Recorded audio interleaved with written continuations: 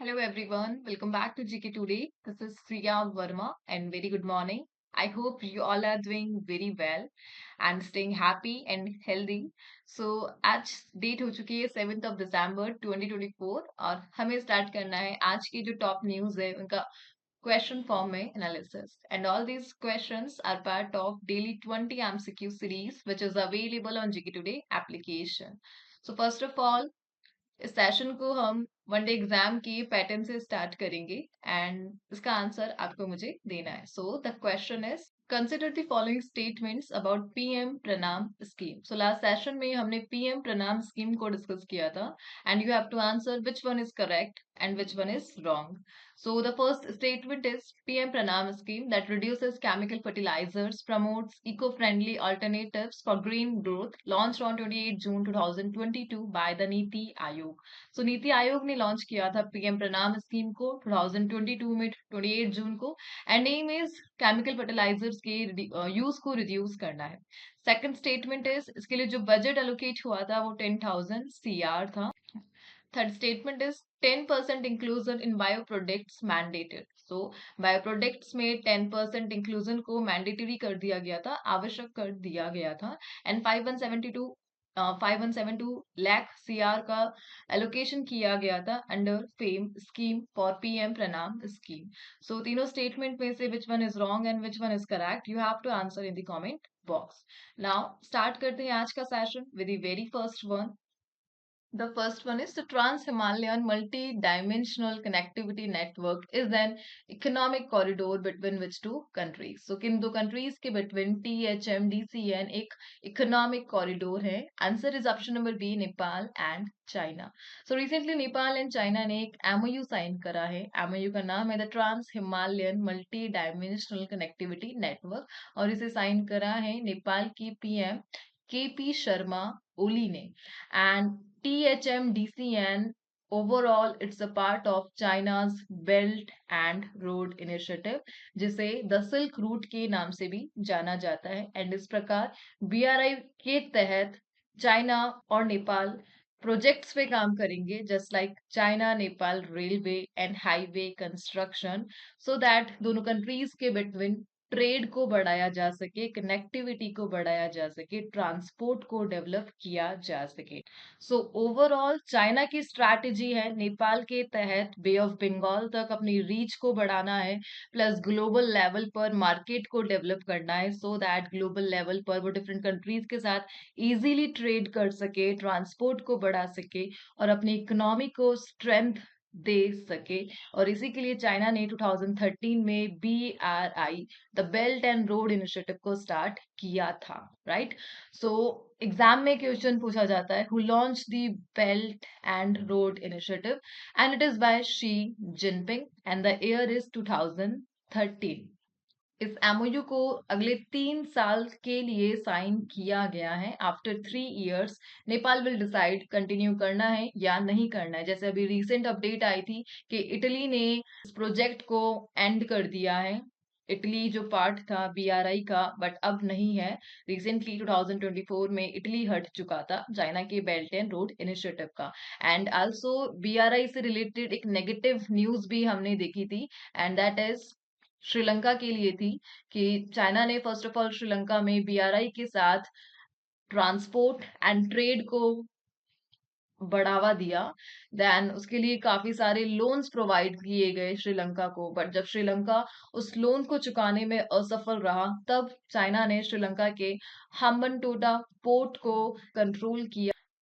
So overall China की strategy है developing countries में इन्वेस्टमेंट करना है बेल्ट एंड रोड इनिशिएटिव के तहत and in case developing countries उस लोन को नहीं चुका पाते हैं तो चाइना उनके एसेट पर अपना कंट्रोल करेगा जस्ट लाइक अभी श्रीलंका के हम्बनटोटा पोर्ट पर किया गया था. Right. Let's move to the next slide.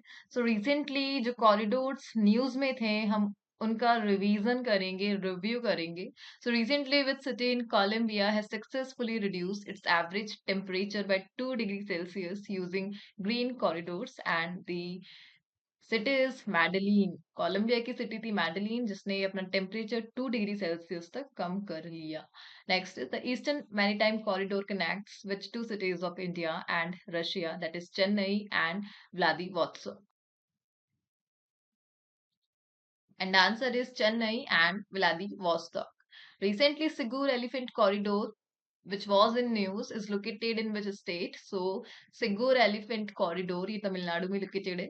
And next is Philadelphia Corridor, which recently seen in the news, is located along the border of Gaza and which country?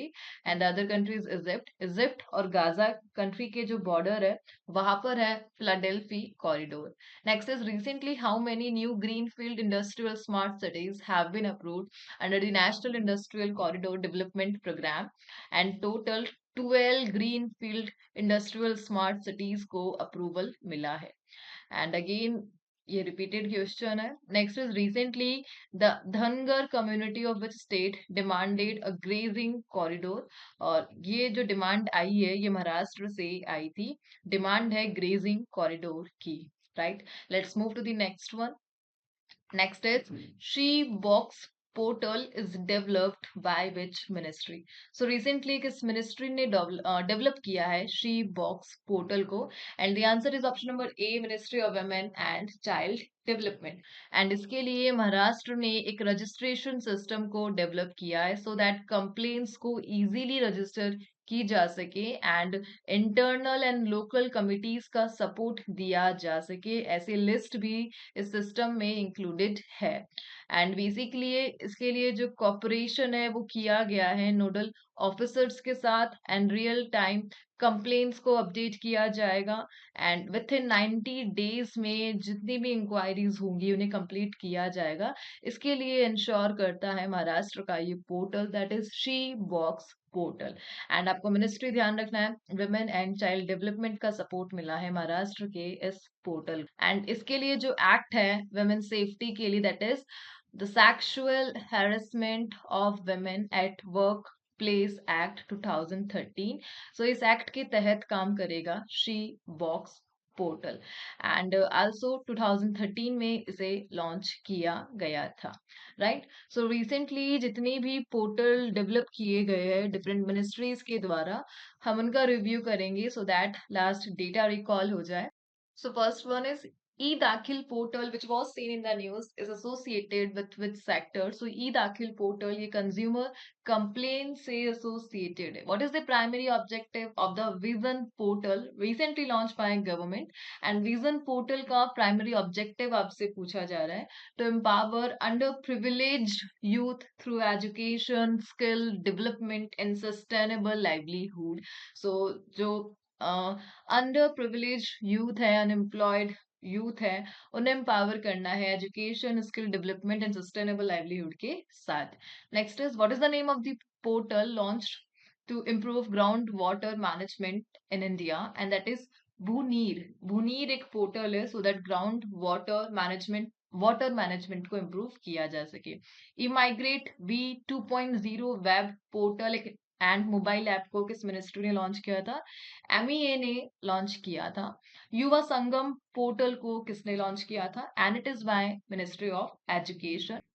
And also which organization developed Food Import Rejection Alerts portal recently launched at the Global Food Regulator Summit 2024, and the organization is FASAI. FASAI ने launch किया था Food Import Portal को, and which organization recently launched India's first comprehensive cancer multi-omics data portal. So cancer के लिए एक portal को launch किया गया था. It is by Indian Cancer Genome Atlas. ICGA ने इस पोर्टल को लॉन्च किया था. Now let's move to the next one. Next is what is the name of a scheme that recently exceeded its target of training 6 CR rural individuals in digital literacy? So एक scheme का नाम आपसे पूछा जा रहा है, और इस स्कीम के तहत रिसेंटली इस स्कीम ने अपने टारगेट को ही एक्सीड कर दिया है. इस स्कीम का टारगेट था कि 6 करोड़ रूरल इंडिविजुअल्स को डिजिटल लिटरेसी के साथ साक्षर करना है, एंड टारगेट 6 CR से ज्यादा का कंप्लीट हुआ है. एंड द स्कीम इज प्रधानमंत्री ग्रामीण डिजिटल साक्षरता अभियान. सो प्रधानमंत्री ग्रामीण डिजिटल साक्षरता अभियान के तहत ये अचीवमेंट करा है गवर्नमेंट ऑफ इंडिया ने? Answer is option number B, right. So 2023 में ही इस स्कीम को लॉन्च किया गया था सेंटर के द्वारा, एंड 6 करोड़ लोगों तक रीच करनी थी। हर एक हाउस होल्ड में एक पर्सन को डिजिटल लिटरेट करना था, और इसके लिए टोटल जो लक्ष्य रखा गया था वो 6 करोड़ हाउस होल्ड का था, लेकिन जो टारगेट है वो मोर देन 6 करोड़ कंप्लीट हुआ है। सो ओवरऑल आपको ध्यान रखना है, पीएमजी दिशा इसे लॉन्च किया था गवर्नमेंट ऑफ इंडिया ने, और इसके लिए रिसेंटली 6.39 सीआर का डेटा कंप्लीट हुआ है 31 मार्च 2024 तक, right? Let's move to the next one. The city has become the first in India to fully implemented all the three new criminal laws.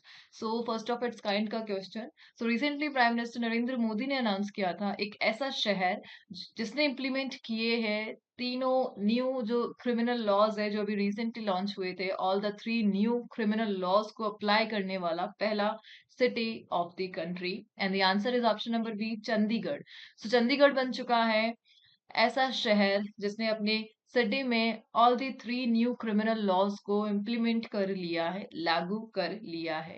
And 1 जुलाई 2024 से ये इनिशिएटिव आया है चंडीगढ़, और वो बन चुका है पहला इंडिया में जिसने फुल्ली इम्प्लीमेंट किया है इन तीनों लॉज को। बेसिकली जो तीन लॉज आए थे, एंड दैट लॉज आर भारतीय न्याय संहिता, भारतीय नागरिक सुरक्षा संहिता, एंड भारतीय साक्ष्य अधिनियम। एंड इन तीनों लॉज ने रिप्लेस किया था ब्रिटिश एरा के IPC, CrPC and Indian evidence act को रिस्पेक्टिवली, राइट। सो भारतीय न्याय संहिता ने आईपीसी को रिप्लेस किया था, भारतीय नागरिक सुरक्षा संहिता ने सीआरपीसी को, एंड भारतीय साक्ष्य अधिनियम ने इंडियन एविडेंस एक्ट को रिप्लेस किया था। एंड 1 जुलाई से ये स्टार्ट हो चुके थे। Let's move to the next slide. So recently first of its kind के डेटा को रिवाइज करेंगे। What is the name of India's first AI lab in space being launched by take me to space, and that is MOITD। MOITD India का पहला AI lab है जिसे launch करा है एक स्टार्टअप ने, टेक मी टू स्पेस ने। And India's first green hydrogen fuelling station ये किस सिटी में बनाया गया है? लेह लद्दाख में। And which city of Madhya Pradesh is home to India's first modern self-sufficient Goshala with bio-CNG plant, that is Gwalior? And recently, which Middle East country has launched its first national census in nearly 40 years? So nearly 40 years में अपना पहला census launch करा है, पिछले 40 साल में नहीं किया गया था, और ये इराक का इनिशिएटिव रहा। And where was the India's first constitution museum inaugurated recently? Sonipat Haryana में इनोग्रेशन हुआ है। And which state has launch India's first dedicated global capability centre policy? And ये स्टेट है Karnataka. And India's first night safari ये किस city ने start करी है? लखनऊ ने स्टार्ट करी है। Let's move to the next one. So, which country won the Men's Hockey Junior Asia Cup 2024 title in Muscat, Oman? So, recently Muscat, Oman में एक कंट्री ने men's hockey junior Asia cup title को जीता है, and that country is India. So India जीत चुकी है men's hockey junior Asia cup title को 5th टाइम, 5वीं बार जीता है इंडिया ने इस टाइटल को, और डिफीट करा है पाकिस्तान को 5-3 स्कोर के साथ फाइनल मैच में। ये फाइनल मैच 4 दिसंबर को हुआ था ओमान मस्कट में, एंड इंडिया ने 5 टाइम इस अचीवमेंट को हासिल किया है। सो 2024 ये इंडियन हॉकी टीम के लिए काफी सक्सेसफुल ईयर रहा। First of all Paris Olympics में हमें ब्रॉन्ज मेडल मिला, एंड नाउ एशिया जो Asian men's hockey championship trophy थी इसे हमने 5वीं बार जीत लिया है। और यहाँ पर एक पर्सनालिटी का डिस्कशन इंपॉर्टेंट है, that is PR Sreejesh. So PR Sreejesh इनका रोल है इंडिया को ब्रॉन्ज मेडल दिलाने का ओलंपिक्स में, कंटिन्यू 2020 में एंड 2024 में, 24 में पेरिस ओलंपिक्स में एंड 2020 में टोक्यो ओलंपिक्स में। एंड नाउ ये बन चुके हैं इंडिया के head coach hockey men's team के लिए, एंड नाउ हेड कोच बनते ही हमारे पास मेडल भी आ गया है Asian men's hockey champion trophy का, राइट। और लास्ट जो 5 ईयर से जब हमने इस टाइटल को जीता था, title is mains hockey junior Asia cup 2023 में, 2015 में, 2008 में एंड 2004 में. Let's move to the next one. Next is Tikhir tribe is primarily found in which state? So recently एक another tribe news में रही, that is Tikhir tribe, और किस state में पाई जाती है? नागालैंड की ट्राइब है ये. सो नागालैंड की ये ट्राइब अभी न्यूज में रही थी बिकॉज इन्होंने 25th हॉर्नबिल फेस्टिवल के दौरान अपना first log drum pulling ceremony को आयोजित करवाया. So first log drum pulling ceremony ये तिखिर ट्राइब ने रिसेंटली आयोजित करवाया था. बेसिकली ये जो ट्राइब है ये नागा ट्राइब की इंडिजिनस है जो कि म्यांमार में रहती थी एंड नागा स्पीक करते हैं ये. प्लस इनका एक फेस्टिवल है जो भी अभी न्यूज में था, दैट इज सॉन्ग लखनई. सो सॉन्ग लखनई फेस्टिवल किसका है? तिखीर ट्राइब का है. और ये कहाँ पर पाई जाती है? नागालैंड में पाई जाती है, जो कि अक्टूबर मंथ में सेलिब्रेट किया जाता है. राइट. सो ओवरऑल आपको ध्यान रखना है तिखीर ट्राइब ये नागालैंड की है. Now let's revise the recent tribes. So Gottikoya tribes ये स्टेट में है? तेलंगाना, आंध्र प्रदेश, छत्तीसगढ़ एंड उड़ीसा. ये काफी बार हमने कर लिया है. ओके. कॉन्याक्स ये न्यू है, ये क्वेश्चन रिवीजन में न्यू है. लार्जेस्ट ट्राइब है किस स्टेट की है? नागालैंड की है. एंड थाडो, पीटे और पाइटे and Hamar community sometimes seen in news are indigenous tribe of which state? So Manipur में पाई जाती है. एंड थाडो ट्राइब ऑलरेडी हमने डिस्कस कर लिया है मणिपुर में. शुम्पिन ट्राइब ये ट्राइब हमने रिवाइज नहीं करी है, किस रीजन में पाई जाती है? इंडिया के अंडमान एंड निकोबार में है. एंड कादर ट्राइब ये बेसिकली साउथ इंडिया में पाई जाती है. 10% रिजर्वेशन को अलाउ किया था स्टेट ने for Paharis and 3 other tribes. Jammu Kashmir का इनिशिएटिव था. Right. Let's move to the next one. Next is She STEM 2024 is an initiative of which institution? So एक इवेंट था She STEM और किस इंस्टीट्यूशन का इनिशिएटिव है? Answer is option number B, NITI Aayog का. So recently Atal innovation mission ने नीति आयोग के साथ मिलकर एंड स्वीडिश एम्बेसी के साथ मिलकर एक इवेंट को ऑर्गेनाइज किया गया था. इवेंट का नाम है she STEM 2024. So that women's का जो रोल है STEM में, S for science, T for technology, E for engineering and mathematics field में उसको सेलिब्रेट किया जा सके. इस इवेंट में 6 से 12th ग्रेड की स्टूडेंट्स को इनवाइट किया गया था सो दैट वो अपने आइडियाज को सबमिट कर सके. और आइडियाज है battery technology and energy storage system के लिए. एंड ओवर 1000 जो सबमिशन है ये किए गए थे, जो कि इस इवेंट की हाईलाइट रही. सो आपको ध्यान रखना है STEM ये science, technology, engineering and mathematics के लिए स्टैंड करता है.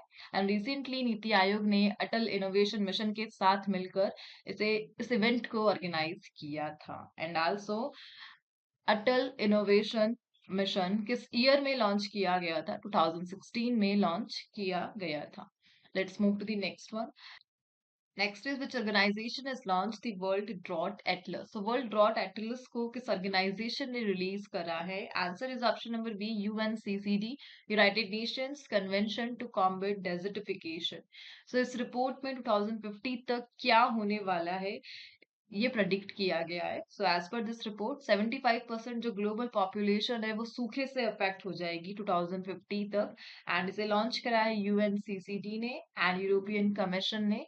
और यह रिपोर्ट बताती है कि कुछ ऐसे ह्यूमन एक्टिविटीज है जो काफी रिस्क में है, और ऐसी 5 ह्यूमन एक्टिविटीज को हाईलाइट किया गया है जिस कारण वाटर सप्लाई एरिया में, एग्रीकल्चर एरिया में, हाइड्रो पावर एरिया में, इनलैंड नेविगेशन में, इकोसिस्टम में काफी नेगेटिव इफेक्ट पड़ने वाला है एज पर दिस रिपोर्ट. और इस रिपोर्ट ने 21 केस स्टडीज को हाईलाइट किया है एंड डिफरेंट कंट्रीज को बूस्ट करता है कि वो अपने लेवल को इम्प्रूव करे, वाटर मैनेजमेंट को जो स्ट्रैटेजीज है उसे इम्प्रूव करे, लैंड यूज को मैनेजमेंट को इम्प्रूव करे, सो दैट ये जो एस्टिमेशंस लगाए जा रहे हैं ये कंप्लीट ना हो. सो आपको ओवरऑल ध्यान रखना है. वर्ल्ड ड्रॉट एटलस इस रिपोर्ट को पब्लिश करा है UNCCD ने. Right.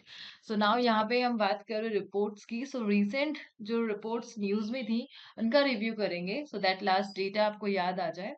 So what is the title of UNAIDS world AIDS day report. So इसका टाइटल था take the right path to end AIDS, which organisation publish the India employment report 24 with the institute for human development. इसे ILO ने release किया था. Which organisation release the report title choosing our future education for climate action. World bank की report है. And a report trading with intelligence, how AI shapes and shaped by international trade. इसे WTO ने release करा. And jobs at your doorstep doorstep and job set, ये तो हमने काफी बार कर लिया है. वर्ल्ड बैंक ने इसे पब्लिश किया था. एंड SOWC रिपोर्ट को किसने पब्लिश करा? यूनिसेफ ने रिपोर्ट को पब्लिश किया है. And according to recent report which country emerged as the top 3 fastest growing economy, that is India, Indonesia and China. Now let's move to the next one. International Social Security Association was established under which organization? So ISSA को किस organization के तहत establish किया गया? The International Social Security Association. Answer is option number C. International Labour Organization के तहत establish किया गया. सो रिसेंटली ISSA ने एक इवेंट को ऑर्गेनाइज किया गया था और इस इवेंट के दौरान ESIC के एक मोबाइल ऐप को सर्टिफिकेट दिया गया था. ESIC that is the employees state insurance corporation. And इन्हें इनके जो मोबाइल ऐप था आस्क एन अपॉइंटमेंट, यह मोबाइल ऐप है और इसके लिए रिसेंटली सर्टिफिकेट मिला था ISSA के द्वारा. कहाँ पर? रियाद में. ये जो इवेंट है ये रियाद सऊदी अरेबिया में ऑर्गेनाइज किया गया था. एंड ISSA इसे 1927 में फाउंड किया गया था. सोशल सिक्योरिटी को प्रमोट करता है, प्लस गवर्नमेंट के डिफरेंट प्रोग्राम्स को सपोर्ट करता है, गाइडलाइंस जारी करता है. हेडक्वार्टर जेनेवा स्विट्जरलैंड में है एंड इंडिया इसका मेंबर है. तो 1927 में इस ऑर्गेनाइजेशन को फाउंड किया गया था और किसके अंडर इसे स्थापित किया गया था? ILO के under. Right, let's move to the next one. Next is Kalughat intermodal terminal, which was recently received a 5-star Swagrah rating, is located in which state? So recently Kalughat intermodal terminal जो कि बिहार में located है, इसने receive करा है five-star स्वग्रह rating for sustainability. यानी future को देखते हुए प्रेजेंट में रिसोर्सेज को प्रॉपर यूज करना है सो दैट जो फ्यूचर में आने वाली जनरेशन है उनके लिए कुछ खत्म ना हो जाए. एंड इसी के तहत ग्रीन बिल्डिंग को प्रमोट किया जा रहा है. स्वगृह ये प्रमोट करता है ग्रीन बिल्डिंग इनिशिएटिव को. एंड 2500 स्क्वायर मीटर का एरिया रखा गया है इसके लिए. इन 5 कैटेगरीज में डिवाइड किया गया है इस स्कीम को, स्वगृह को. So basically, the terminal achieves rating by using recyclable material. Recyclable material का यूज किया गया है इस टर्मिनल के फॉर्मेशन में. एंड इस प्रकार इंडिया का जो इनलैंड वाटरवेज अथॉरिटी है उसके जितने भी रूल्स एंड रेगुलेशन है फुलफिल करता है ये terminal. And that's why five star rating मिली है स्वगृह इनिशिएटिव के तहत. सो विच स्टेटमेंट इज आगे बढ़ते हैं. स्टार्टिंग में हमने जो क्वेश्चन डिस्कस किया था उसका आंसर देखते हैं. सो PM प्रणाम scheme, first statement is wrong. इस स्कीम को 2023 में लॉन्च किया गया था एंड गोवर्धन स्कीम के तहत इसे एस्टेब्लिश किया गया था, not bye the NITI Aayog. Second is 10,000 CR का लोकेशन हुआ था. एग्जैक्टली एकदम करेक्ट है. Second statement is right. And third is 10% inclusion. No, actually 5% inclusion दिया गया था बाय प्रोडक्ट्स में. एंड अदर डेटा इज एकदम राइट. 5172 लाख करोड़ का लोकेशन हुआ था अंडर फेम स्कीम.